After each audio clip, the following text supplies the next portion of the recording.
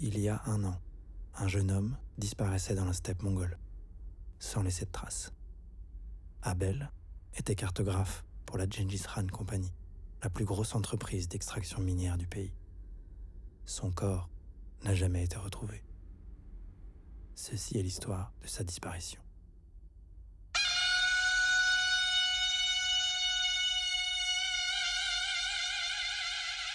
Би бол дэлхийн эртний Монгол бурхан. Би бол дунд ертөнц. Мөнх хөх тэнгэрийн газар доорх ертөнцөөс тусгаарлагддаг дэлхийн зарцц. Би залуу мөнгөн сарлаг дээр оршин. Би овгон бүрэн бүтэн бүхэл бүтэн байна. Газраа хож чулуун үлхийг хориглоно. Намаа гэмтэх уурайлан аршихыг хориглоно.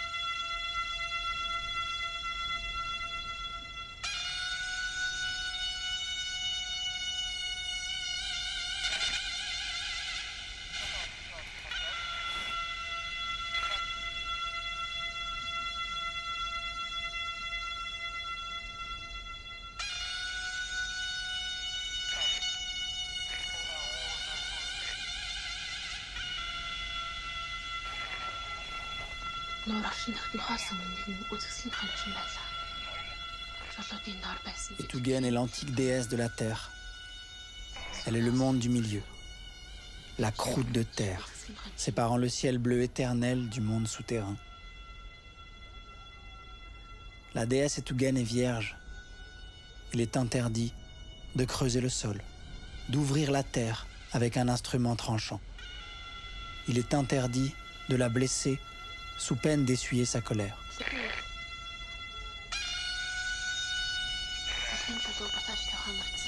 Etugen aveugle le fou qui oserait la violer. La déesse peut alors prendre la forme d'une montagne, d'un arbre ou d'un humain. Mais le temps a passé, des villes se sont enracinées sur la steppe. Leurs fondations s'enfoncent profondément dans la terre, dans le corps d'Etugen. En creusant, les hommes ont découvert de l'or, du cuivre, de l'uranium, des terres rares et précieuses dont le monde ne peut plus se priver. La ruée vers l'or et les grandes compagnies minières ont poussé la déesse dans l'oubli. Presque plus personne ne se souvient d'Etugen.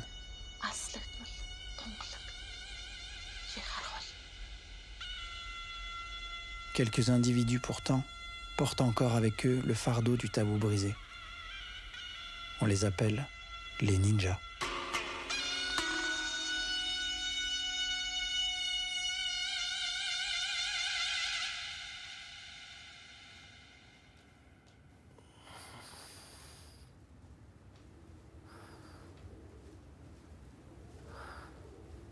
L'histoire d'Abel commence un matin d'hiver. Dehors, il fait -30.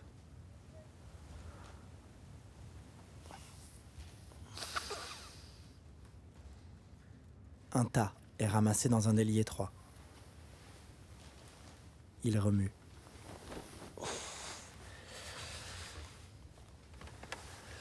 La journée commence mal. Abel réprime son envie de vomir. Ses gestes sont lents et maladroits. Le poêle s'est éteint pendant la nuit. Il se demande s'il l'avait même allumé. Comment a-t-il réussi à rentrer jusqu'ici ?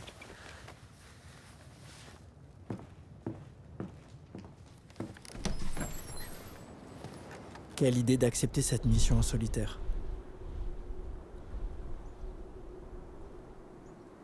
Ce camp. Quel trou.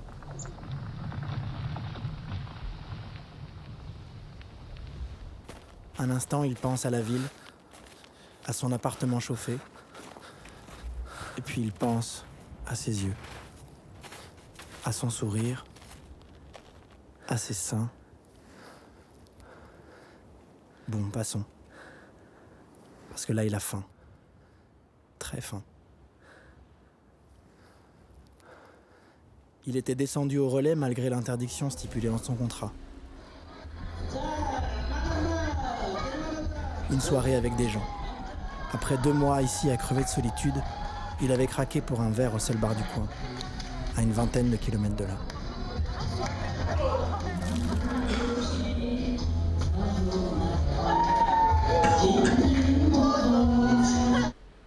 Abel a un frisson d'angoisse. On ne rigole pas avec la compagnie. Comment va-t-il expliquer à la Gengis Khan qu'il ne sait pas du tout où se trouve son matériel, ses clés et son véhicule? Il aurait tout laissé au relais. Il pourrait couper par le lac, peut-être. Les gens du coin le contournent généralement, parce qu'il est sacré. Parce qu'ils pensent qu'ils sont issus de ses profondeurs, mais ils ne savent plus vraiment. Une vieille femme au bar lui a parlé d'une déesse qui se serait noyée au fond du lac avant d'engendrer le peuple mongol. Elle ne se souvenait plus de son nom. Il ne se souvient plus vraiment, lui non plus. Sa tête lui fait un mal de chien.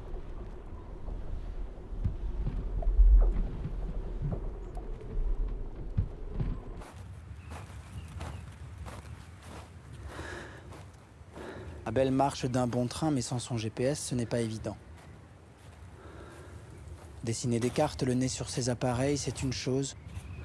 Arpenter le territoire avec son corps et son estomac vide, c'est autre chose. Il y a des chevaux.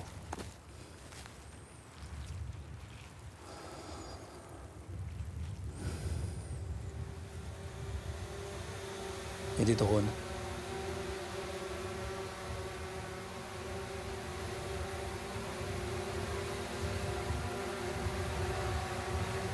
Abel a été embauché par la compagnie pour les besoins d'un large programme de cartographie. Des drones survolent les territoires pour fabriquer une carte en temps réel et en 3 dimensions, appelée Oracle. L'Oracle est une arme qui permet à la compagnie de garder le contrôle du pays.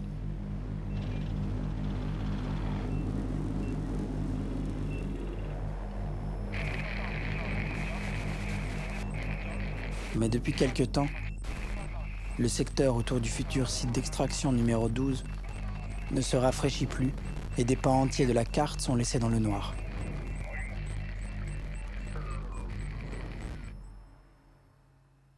Vers 17h, Abel entre dans la zone noire de la carte, disparaissant des radars. La température tombe. Avec la nuit, Abel commence à paniquer. Il ne sent plus ses doigts. Ses dents lui font mal. Ses cils sont tout raides. Ça doit être le froid qui lui monte à la tête. Il croit entendre des voix. Les montagnes. Les arbres. Les pierres lui parlent. Il a peur. Il se dit qu'il va mourir là, tout seul comme un con, dans le noir et le froid de la nuit. Il pense à l'enfer, comme une bouche dans laquelle il descendrait. Il pense à l'obscurité nocturne, affamé, animal, intestinal. Il a peur. La voix parle encore.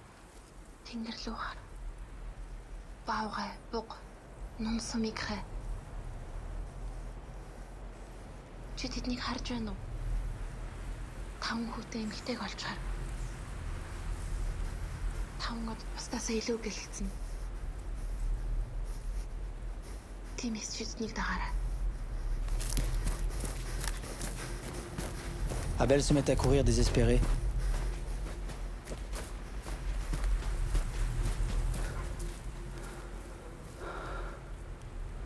Là-bas, une yourte.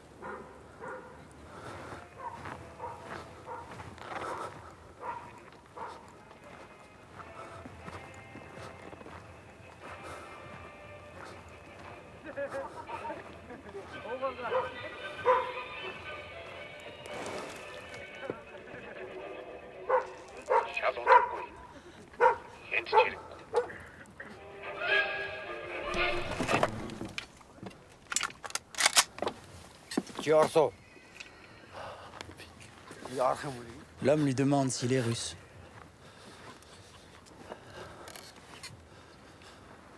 Turçlu. Abel bredouille qu'il est perdu.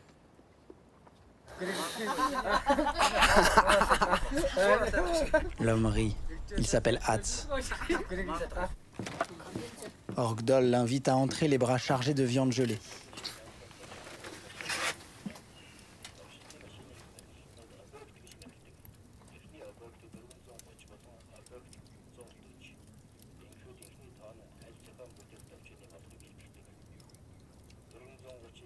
Hatz fait les présentations. Shulun, le propriétaire de la yourte. Nergo, le plus jeune. Et Sarangerel, la seule femme de la troupe.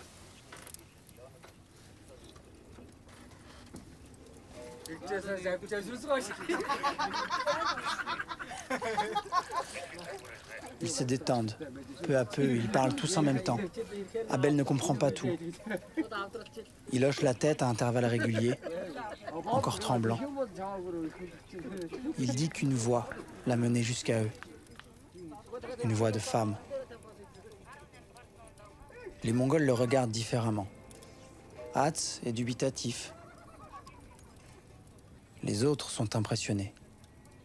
Abel s'excuse, il dit qu'ils doivent le prendre pour un fou. Hatz répond qu'il est le premier blanc qu'il rencontre à qui Etugen ait parlé. Qu'à eux, elle ne parle plus depuis bien longtemps.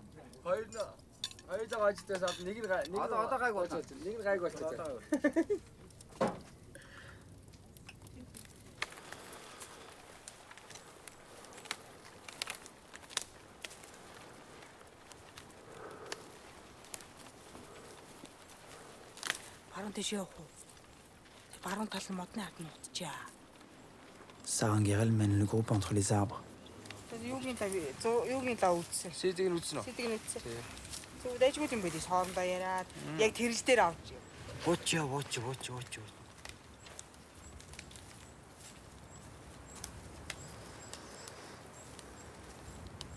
Ils avancent d'un pas décidé. Abel les suit, sans comprendre.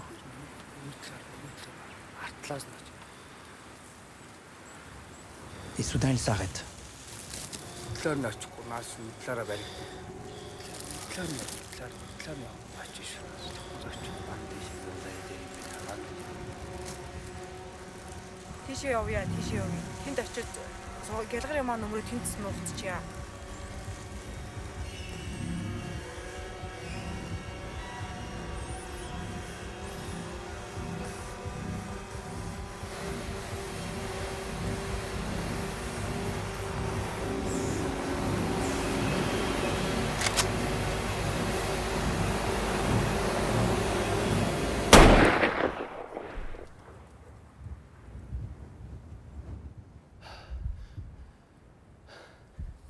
C'est le petit modèle, le Dragon Surveyor, un des drones qui modélise le paysage en 3 dimensions pour la compagnie.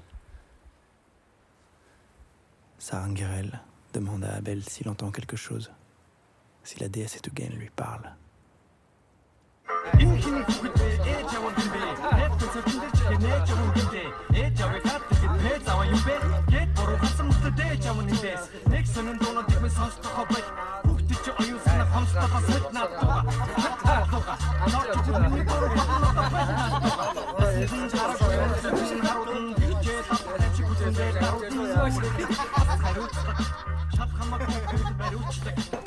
Hatz demande à Abel de décrire comment Etugen s'est adressé à lui.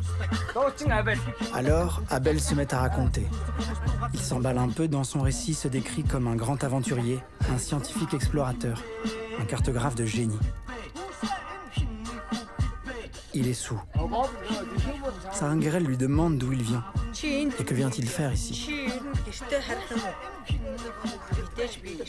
La yourte s'est remplie de visages inconnus venus voir et écouter celui à qui la déesse Etugen a parlé. Abel répond qu'il n'a pas de chez lui. Pas de famille, enfin ses parents ont une vie déprimante et il n'a rien à voir avec son frère, qu'il trouve très con. Cela fait 8 ans qu'il n'est pas rentré. Qu'il erre sur la planète comme un nomade. Sarangerel se moque de lui, de son fantasme. Est-ce qu'il sait seulement de quoi il parle? Eux sont des nomades. Ils Ils appartiennent à cette terre. Mais Tugen les a abandonnés. Saranguerel lui parle d'eau, de mercure et de fausses couches, d'agneaux difformes. Nergou s'assombrit. Ils ont enfreint le tabou le plus sacré. Ils creusent. Ils sont des ninjas, des mineurs hors la loi. Ce sont pour la plupart d'anciens éleveurs qui ont tout perdu. Il explique. On les appelle ninjas à cause de la bassine verte qu'ils portaient autrefois sur le dos, comme une carapace, et les faisait ressembler aux tortues ninja. Est-ce qu'il connaît? Traqués par les drones de la compagnie, ils vont de mine en mine, creuser la terre autour des exploitations pour y entrer par effraction et voler quelques miettes de précieux minerais.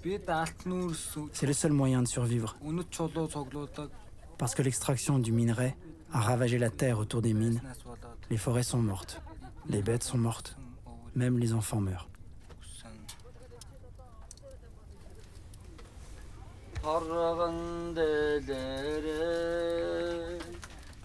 Maintenant, Nergou sanglote. Il dit à ses aînés, « Vous me demandez de creuser la terre. Irai-je prendre un couteau pour le plonger dans le sein de ma mère? Vous me demandez de piocher et d'arracher ses pierres, de dynamiter ses roches. Irai-je mutiler ses chairs afin d'arriver à ses os? Vous me demandez d'extraire ses trésors et de les vendre et de m'enrichir.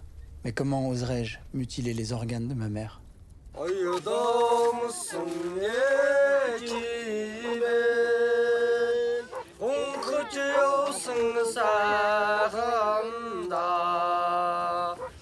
Le lendemain, un yak est sacrifié pour la déesse.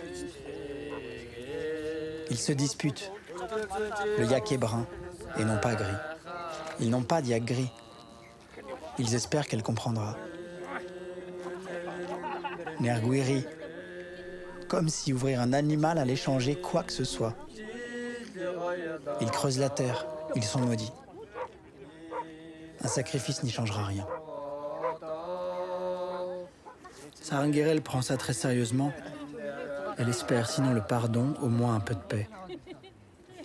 Saranguerel pense que la présence d'Abel est un signe. Il reste silencieux, troublé. Rogdol va entreposer quelques bouts de viande rescapée dans le garde-manger. Il était contre le sacrifice. Il trouve que c'est du gâchis. Il dit « Un animal mort sépare les hommes entre eux ».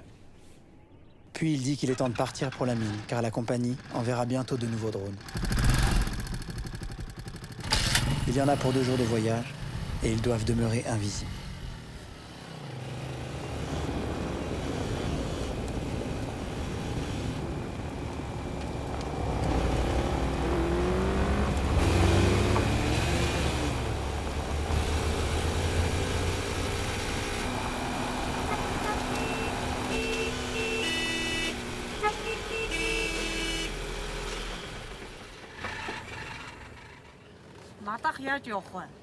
Saranguerel lui demande la route pour Khartenger. L'homme n'est pas méfiant. Il peut leur montrer le chemin, vu qu'il travaille à la mine pour la compagnie.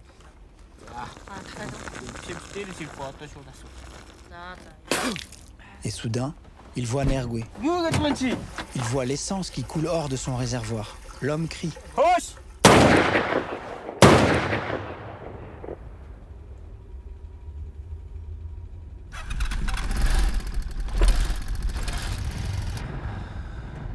Abel ne bronche pas.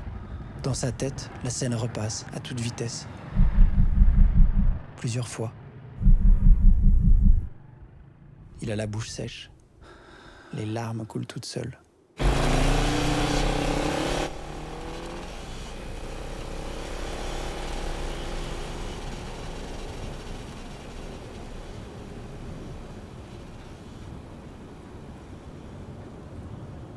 Ils vont s'arrêter dans la famille de Rogdol pour la nuit.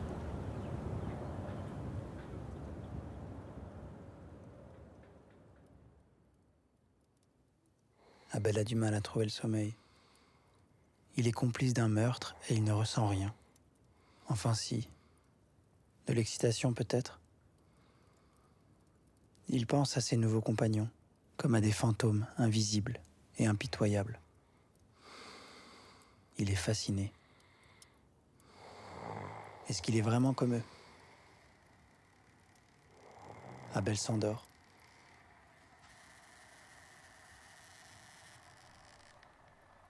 Et Tugen le visite pendant la nuit.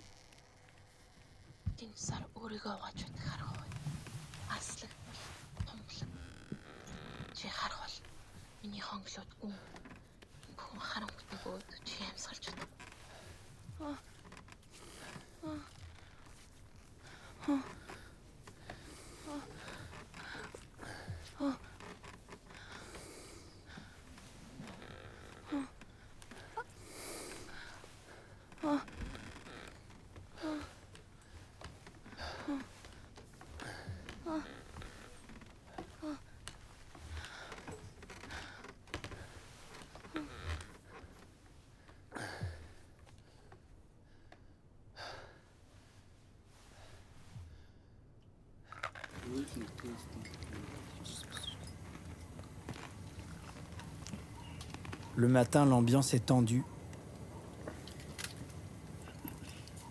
Les ninjas n'adressent quasiment pas la parole à Abel. Nergui demande si Etugen l'a visité pendant la nuit. Il lui demande ce qu'il a fait. Abel s'habille en silence. Ils ne font pas de commentaires, mais quelque chose a changé. Abel est redevenu un étranger.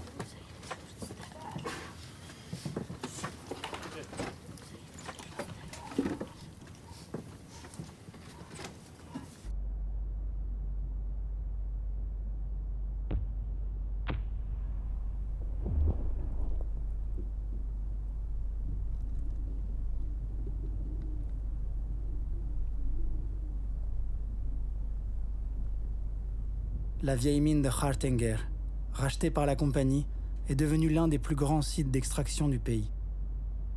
Le vieux cimetière s'est transformé en décharge et la ville s'effondre. Elle s'enfonce.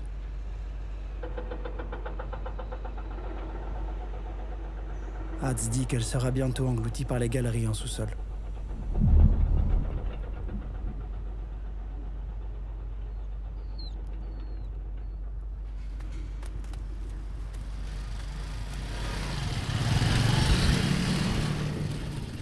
C'est ici qu'on accède illégalement au puits de la compagnie, grâce à tout un réseau de tunnels. Les ninjas n'ont pas décroché un mot de tout le trajet. Ils sont tendus, concentrés. L'air poussiéreux sent le poison. On entend partout le raclement des machines. Abel est sale. Il a la trouille.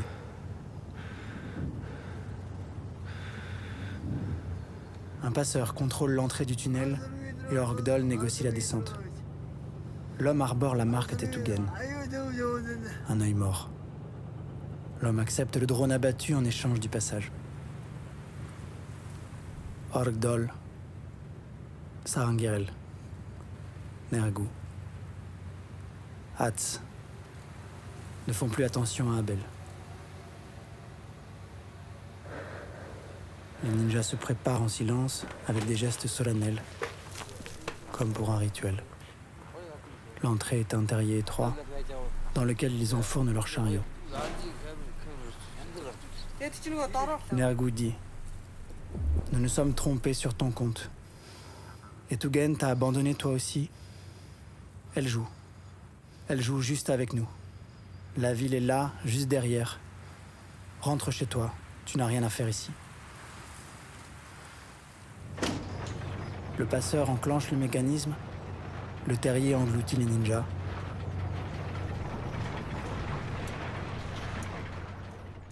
Sans lui.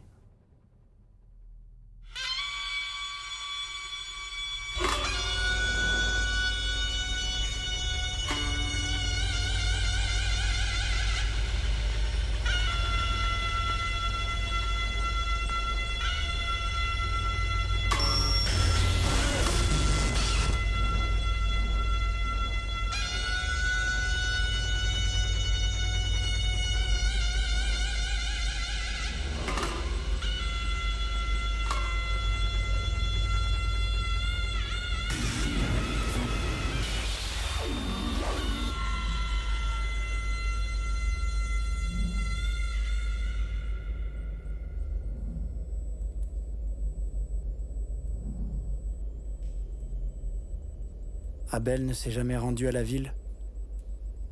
Son corps n'a jamais été retrouvé.